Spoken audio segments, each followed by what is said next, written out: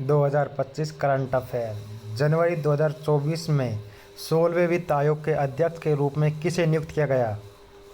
जनवरी 2024 में 16वें वित्त आयोग के रूप में किसे नियुक्त किया गया? इसका सही आंसर हो जाएगा दोस्तों अरविंद पनघड़िया।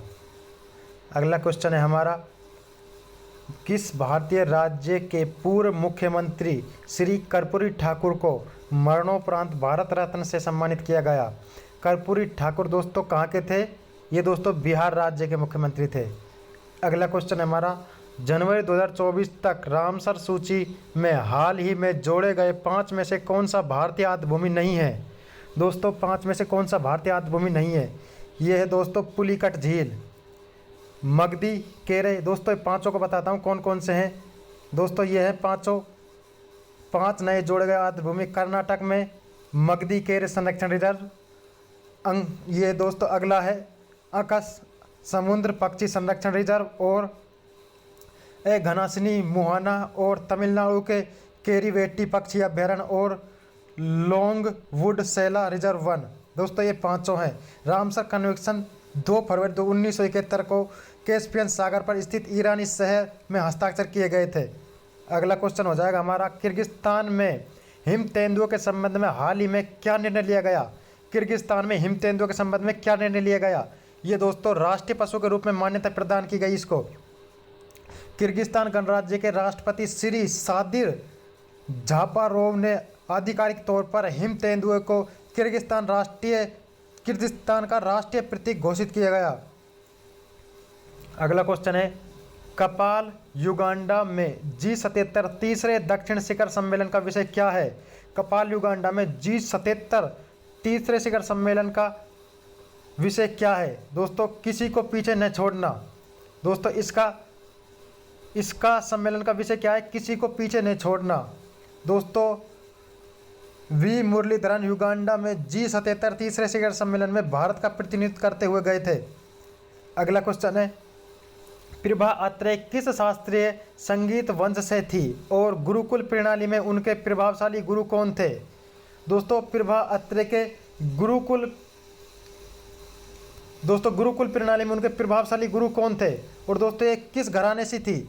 दोस्तों प्रभा अत्रेय थी किराना घराने से, पंडित सुरेश बाबू माने और हीराबाई बडोडेकर। दोस्तों ये इसके गुरु थे। अगला क्वेश्चन है दोस्तों, Modi and rising A green future पुस्तक के प्रकाशन कौन ने किया? दोस्तों Modi and rising A green future, दोस्तों इस पुस्तक का प्रकाशन किस प्रेस ने किया?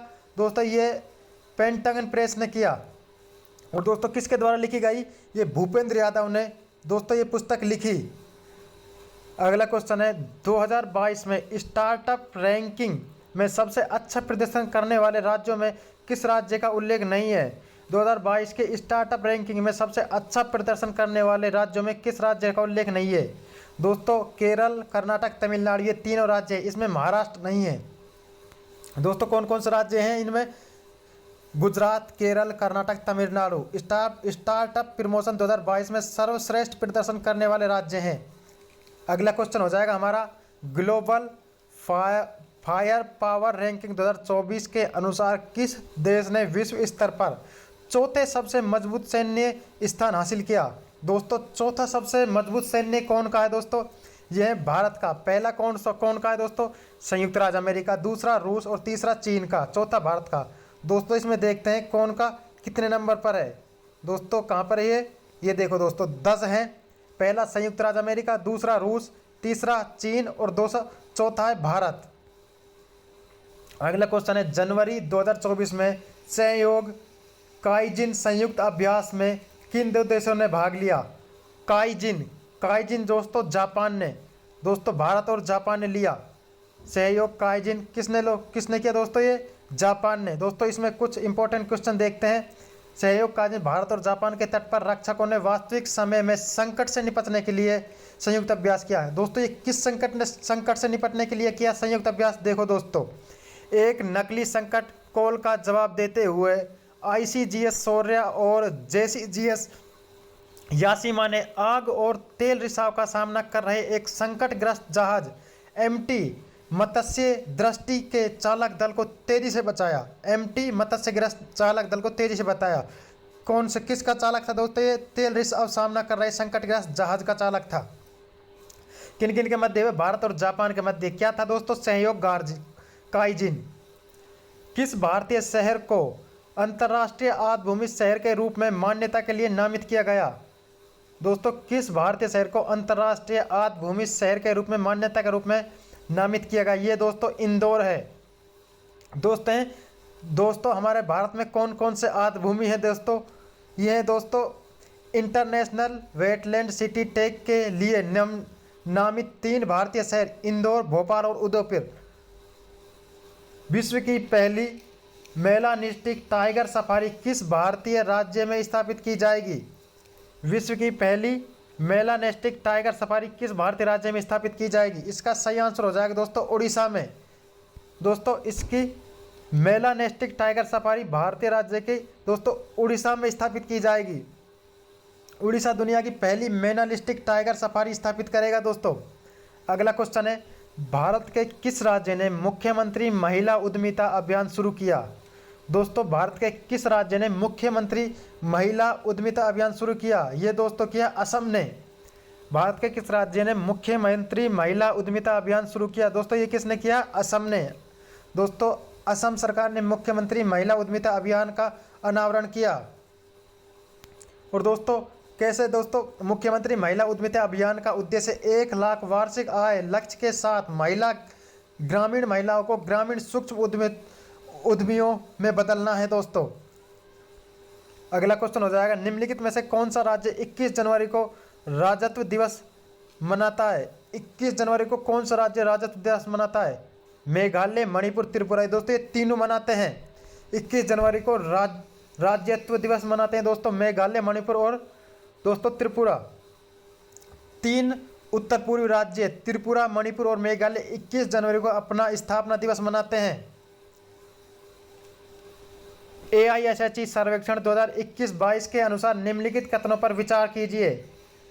कथन 1, सकल नामांकन अनुपात उच्च शिक्षा में नामांकित 18 से 23 आयु वर्ग का प्रतिशत 2014-15 में 23.7% से बढ़कर 21-22 में 28.4% होगा। ये सही है दोस्तों। कथन क्रमांक 2, उच्च शिक्षा में महिला नामांकन 2014-15 की तुलना में 21-22 में 32% बढ़ गया। दोस्तों ये भी सही है, महिला नामांकन 32% बढ़ गया।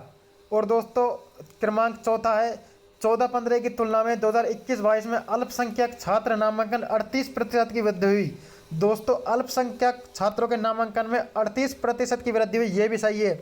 चौथा है दोस्तों, शिक्षा मंत्रालय, विज्ञान और प्रौद्योगिकी मंत्रालय संयुक्त रूप से हर साल AISHE सर्वेक्षण रिपोर्ट लॉन्च करते हैं। दोस्तों ये गलत है।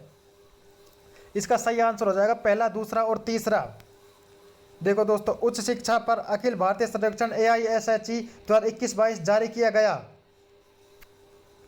अगला क्वेश्चन है हमारा, हाल ही में नई शिक्षा नीति के तहत निम्नलिखित में से किस भाषा को भारत की 9 शास्त्रीय भाषाओं में से एक के रूप में शामिल किया गया?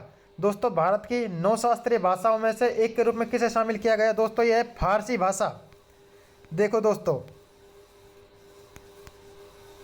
अगला क्वेश्चन है हमारा, किस कंपनी ने मानव रोगी में पहली ब्रेन चिप प्रत्यारोपण की? मानव रोगी में पहली ब्रेन चिप प्रत्यारोपित की। दोस्तों ये है न्यूरालिंक ने दोस्तों मानव रोगी में पहली ब्रेन चिप प्रत्यारोपित की। किस कंपनी ने भारत में 1 लाख डेवलपर्स को नवीन AI प्रौद्योगिकियों और उपकरणों में कुशल बनाने का लक्ष्य रखते हुए AI ओडिसी पहल का शुरू किया? दोस्तों ये कौन सी है? ये माइक्रोसॉफ्ट है दोस्तों। किस कंपनी ने भारत में 1 लाख डेवलपर्स को नवीन AI प्रौद्योगिकी और उपकरणों में कुशल बनाने का लक्ष्य रखते हुए AI ओडिसी पहल शुरू की? दोस्तों ये माइक्रोसॉफ्ट ने शुरू की। अगला क्वेश्चन है हमारा, भारत सरकार ने पहले ही वर्ष में 2024-25 के लिए यूनेस्को विश्व विरासत सूची में शामिल करने के लिए क्या नामांकित किया? दोस्तों भारत सरकार ने हाल ही में वर्ष 2024-25 के लिए यूनेस्को विश्व विरासत सूची में शामिल करने के लिए क्या नामांकित किया? दोस्तों ये क्या नामांकित किया? दोस्तों ये भारत के मराठा सैन्य परिदृश्य। दोस्तों ये सही आंसर हो जाएगा हमारा भारत के मराठा सैन्य परिदृश्य को दोस्तों नामांकित किया। अगला क्वेश्चन है हमारा, किस अंतरिक्ष एजेंसी और लॉकहीड मार्टिन ने ध्वनि की गति से भी तेज चलने वाले X-59 सुपरसोनिक विमान का अनावरण किया? X-59 सुपरसोनिक विमान का अनावरण किसने किया दोस्तों? यह है नासा ने किया। X-59 सुपरसोनिक विमान का अनावरण दोस्तों नासा ने किया। नासा ने लॉकहीड मार्टिन ने सुपरसोनिक यात्रा के भविष्य में क्रांति लाने के लिए डिजाइन किए गए X-59 सुपरसोनिक विमान का अनावरण किया। दोस्तों ये थे हमारे 20 क्वेश्चन करंट अफेयर के।